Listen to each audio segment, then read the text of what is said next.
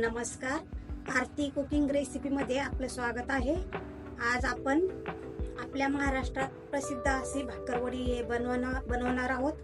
त्याच्यासाठी मी 200 ग्रॅम मैदा घेतलाय, 2 चमचे धने, 2 चमचे जिरे, 2 चमचे बडीशोप, 2 चमचे तीळ आणि 2 चमचे खसखस घेतली आणि 1 वाटी आपण बारीक शेव घेतलेला आहे। मग चला आपण तयार करून बघू आता कशी होती भाकरवडी ते। चला आपण सुरुवात करूया। मी एका काचेच्या पॉटमध्ये हा मैदा टाकून घेते।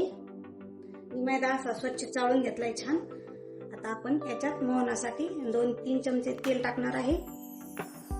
मी 3 चमचे याच्यात तेल टाकलं आणि आपण याच्यात थोडासा ओवा टाकणार आहोत। ओवा असा थोडासा चोळून टाकला की त्याचा वास छान येतो आपल्याला।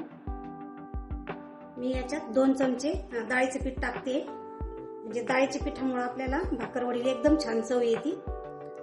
आणि 2 चमचे आपलं तांदूळाचं पीठ आहे। तांदूळाच्या पिठामुळे आपली भाकरवडी एकदम क्रिस्पी छान होती। आता आपण याच्यात चवीपुरतं मीठ टाकूया। आता मी याला छान असं हाताने मिक्स करून घेते अगोदर आणि थोडं थोडं पाणी टाकून याचा डो बनवून घेते। थोडं थोडं पाणी टाकून भिजवायचं, आपल्याला जास्त घट्ट पण नाही भिजवायचा आणि एकदम पातळ पण नाही, थोडासा असा मऊसर डो भिजवायचा आपल्याला। आपला डो छान भिजून झालाय, बघू शकता आपण, एकदम मी असा नरम डो भिजून घेतलाय। आता आपण याला थोडस 5-10-15 मिनिटं भिजू देऊ। तोपर्यंत आपण सगळे मसाल्याचे आहे ना ते आपण भाजून घेऊ। आता मी गॅसवर कढई ठेवली तापायला। मी आता याच्यात 2 चमचे खोबऱ्याचा किस टाकते। मी थोडस 2 चमचे खोबरं किसून घेतलंय। मी अगोदर तुम्हाला सामानात खोबऱ्याचं पीस मी सांगायचं विसरले होते। आता 2 चमचे मी खोबरं टाकले, 2 चमचे मी धने टाकते, 2 चमचे मी जिरे टाकले, 2 चमचे बडीशोप टाकली याच्यात, 2 चमचे आपण याच्यात तीळ टाकतोय।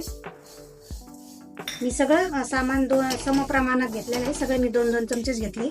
आता 2 चमचे आपण याच्यात खसखस पण टाकतोय।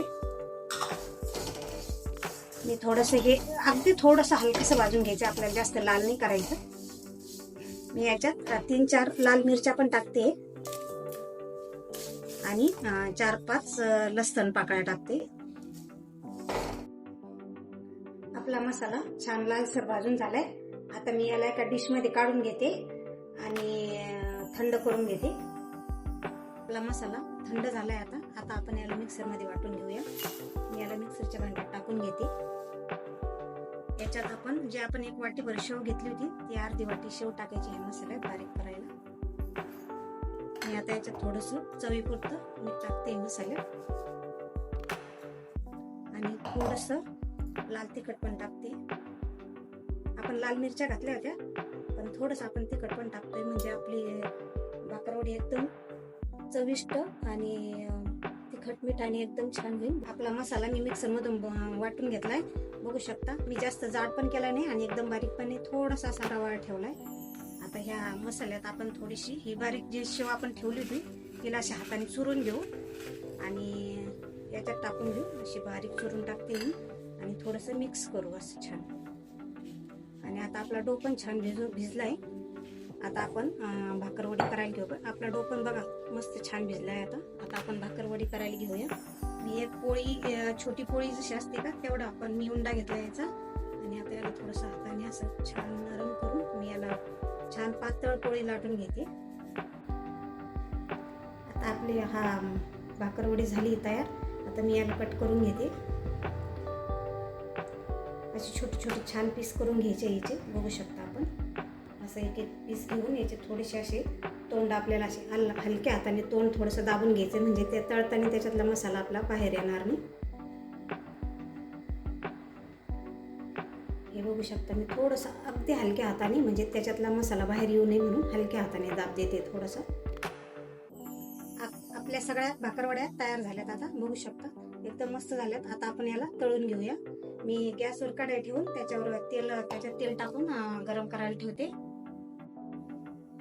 आता आपलं तेल पण तापून झालंय, बघू शकता। आता आपण याच्यात एक भाकरवडी सोडूया। आपल्याला सुरुवातीला थोडं तेल जास्त गरम करायचं आणि आणि नंतर थोड्याशा तळत आल्या की मग थोडंसं कमी गॅसवर बारीक गॅसवर बराच वेळ तळायच्या, म्हणजे थोड्या आपल्या बाकरवड्या छान क्रिस्पी होतात. याला थोडासा वेळ लागतो, 6-7 मिनिटं लागतील याला तळायला. अगोदर फुल गॅस ठेवायचा, नंतर थोडंसं कमी गॅसवर तळायच्या, म्हणजे एकदम लाल आणि क्रिस्पी होत्या त्या. बघू शकता आपल्या सगळ्या भाकरवड्या तळून झाल्यात, अगदी रेडीमेड सारख्या झाल्यात. बघू शकता एकदम क्रिस्पी आणि टेस्टी.